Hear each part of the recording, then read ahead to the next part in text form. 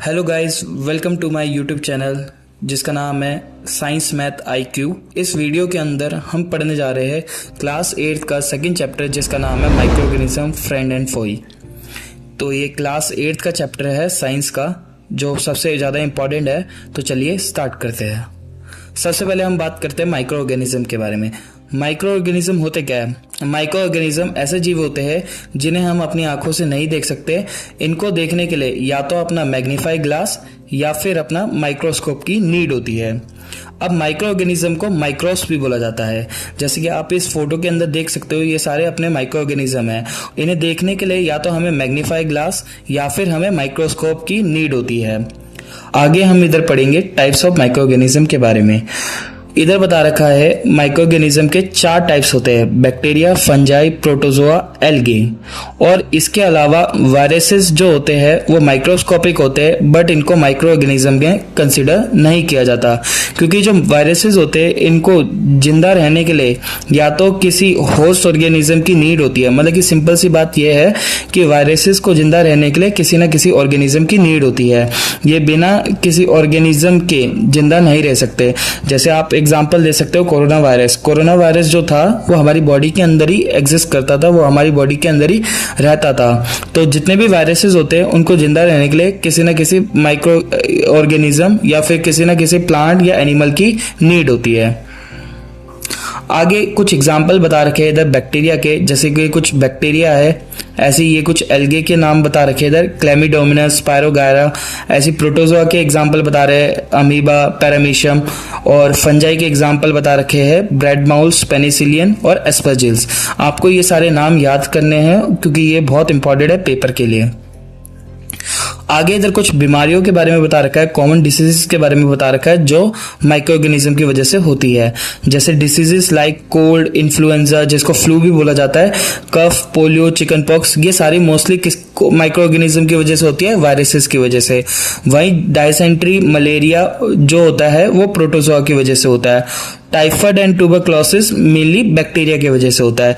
तो ये कुछ बीमारियों के नाम बता रखे इस टेबल के अंदर। इस टेबल को आपको याद करना है, इसे कॉपी में नोट डाउन करना है। ये बहुत इंपॉर्टेंट टेबल है।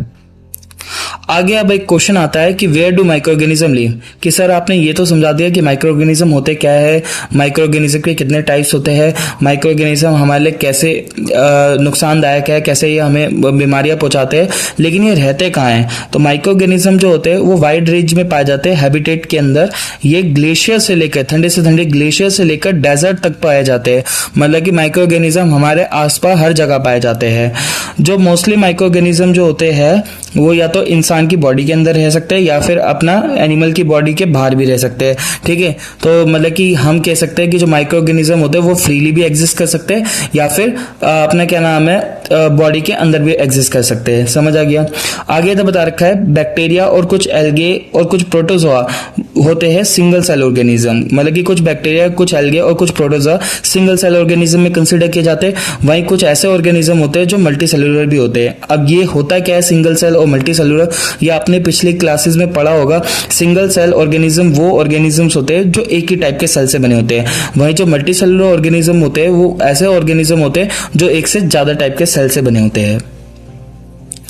आगे हम बात करते हैं माइक्रो ऑर्गेनिज्म हमारे बारे में। देखो चैप्टर का नाम है micro organism friend and foe. Friend का मतलब हो गया दोस्त और फोई का मतलब हो गया दुश्मन। कि कैसे माइक्रो ऑर्गेनिज्म हमारे दोस्त है और दुश्मन है, इस चैप्टर के अंदर हमें ये पढ़ना है। तो माइक्रो ऑर्गेनिज्म जो होते हैं वो बहुत इंपॉर्टेंट रोल निभाते हैं हमारी लाइफ के अंदर। कुछ माइक्रो ऑर्गेनिज्म जो होते हैं वो हमारे लिए बेनिफिशियल होते हैं, वहीं कुछ माइक्रो ऑर्गेनिज्म हमें नुकसान पहुंचाते हैं। जैसे मैंने आपको डिसीज वाले टेबल में दिखाया भी था कि कुछ माइक्रो ऑर्गेनिज्म हमारे लिए हार्मफुल होते हैं और वो बहुत सारी बीमारियों का कारण बनते हैं। ठीक है, अब इधर बता रखा है माइक्रो ऑर्गेनिज्म कैसे हमारी लाइफ के लिए इंपॉर्टेंट रोल निभाते हैं। जो माइक्रो ऑर्गेनिज्म होते हैं वो बहुत सारे प्रोडक्ट्स वगैरह बनाने के लिए यूज किए जाते हैं और ये हमारे एनवायरनमेंट को क्लीन रखते हैं, हमारी फर्टिलिटी, सॉइल फर्टिलिटी को इंक्रीज करते हैं बाय फिक्सिंग नाइट्रोजन। और भी बहुत तरीकों से माइक्रो ऑर्गेनिज्म का इस्तेमाल किया जाता है। जैसे जो कर्ड होता है, जो दही होता है, वो भी माइक्रो ऑर्गेनिज्म की वजह से बनता है। ब्रेड जो होती है वो भी माइक्रो ऑर्गेनिज्म से बनती है। Large scale production of alcohol वो भी माइक्रो ऑर्गेनिज्म से होता है। वाइन हो गया, एसिटिक एसिड हो गया, ये सारे प्रोडक्ट्स जो है वो सारे माइक्रो ऑर्गेनिज्म की वजह से ही बनते हैं। तो the end, thank you for watching this video. आज की वीडियो के लिए बस इतना ही। मिलते हैं आपसे अगले पार्ट के अंदर।